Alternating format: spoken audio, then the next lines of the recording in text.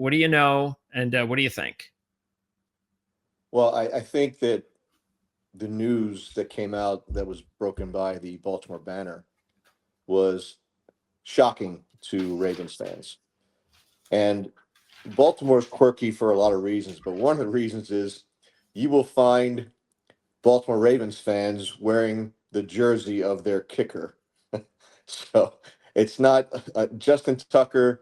He's on local TV ads. He's a Renaissance guy. He's an opera singer, speaks 6 or 7 different languages.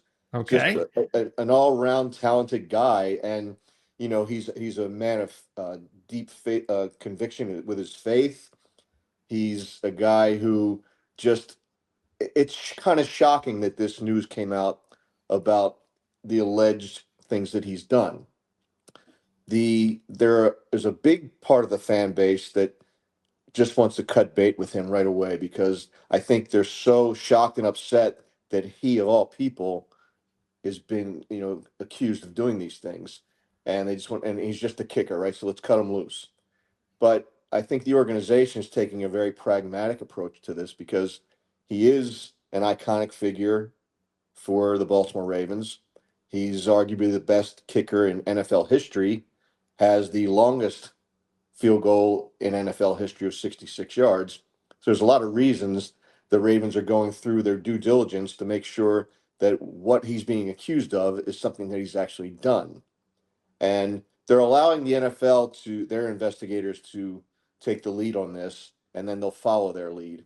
So I think it's something that will probably be decided upon by the time the draft is here, if not sooner. But it's a cloud that certainly hangs over Baltimore's head when it comes to football because no one in their wildest dreams would have ever thought that Justin Tucker would be compared off the field to Deshaun Watson. And nobody really, and if you're following it, you just don't know. Nobody have no idea. I mean, we've heard situations like this happen before, where it sounds bad, and then, like you said, you do your due diligence, you be patient. Later on, you find out, yeah, that none of that was true, for whatever reason. And then there are other times where, yeah, it probably did happen or it did happen. So this is one of those times. And I mean, it's unfortunate that there's people out there guessing, but that's all you're left to do at this point. You're really left struggling with what's the end game here, because these alleged acts occurred between 2012 and 2016. Well, that's a long time ago. So what's happened since, and why has it been so quiet ever since then? So I think a natural question to this whole thing. And then what are these people trying to? Are they just trying to overcome psychological issues that maybe they've faced because of this alleged occurrences? I don't know. Yeah. But I think the most peculiar thing of the whole situation is the timing. Why, if it ended in 2016, why we're talking about this 8+ years later.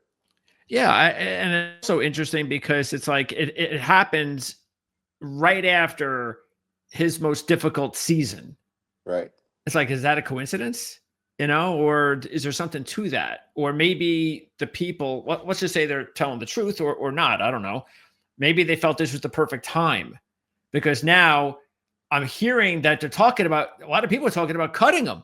A lot of people are talking about getting rid of, not that, of course, the hierarchy, but a lot of the fans, I'm sure, were very upset about the way his kicking game was. And he's getting older and the contract and all that. So you heard some of that. So maybe this is the time for the story, because if we don't do it now, so I don't know. I find it very peculiar that it happened right after his most difficult season.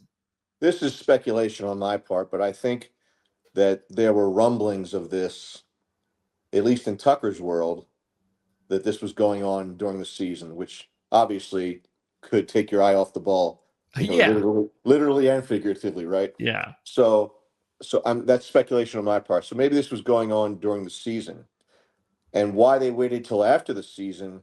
Again, my speculation is that the Baltimore Banner hasn't been around a long time, a couple of years, 2, 3 years maybe, and they're trying to establish themselves in Baltimore. And you've got, I think they have 3 people on the beat that cover the Ravens. And they probably wanted to give those folks an opportunity. Okay, the season's over. We don't have to be around here as often as we need to be during the season. So now that they've had a chance to step back, the beat writers, and they don't have to be there all the time, now might be the time to drop this story. And the story was written by a guy named Justin Fenton, who is an award-winning investigative journalist. So there's some cred there. Yeah. I don't know what the truth is. Yeah. I guess we'll find out at some point in time. It's just very disturbing that anyone does this, but much less a guy that was put up on a pedestal like Justin Tucker. I don't think Justin Tucker is going to kick again for the Ravens. Okay. All right. That's my take on it. I don't think he's going to kick again for the Ravens. And I think that the Ravens probably have already made up their mind about that. If you read between the lines, some of the things that John Harbaugh and Eric DeCosta were saying at the combine on Tuesday, I think if you read between the lines, you might find something in there that suggests that they're going to move on from Justin Tucker. So, well, it remains to be seen, but I think that they're doing the smart thing, although it's not fans want action yesterday, right? But I think they're looking at, they've got to take the long view on this, particularly for Yes, they somebody should. who has contributed so much to the organization. Yep. He deserves that.